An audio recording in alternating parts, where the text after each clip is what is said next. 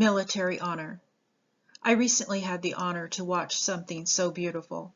It was on a day that we laid to rest a loved one, a man who had inspired many in his life, who had been an example of the heart of the military. The brotherhood of those who served is truly beautiful.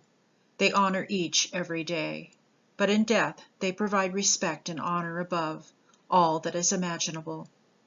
As they kept watch over their brother, saluting in reverence and peace, keeping the utmost focus on what lie before them, in respect and without cease. They saluted a man who no longer lived, one they honored in life and death, the brother and sisterhood of the military. What an honor it is to serve! I will never forget this day, or the honor that is due to those who serve our country.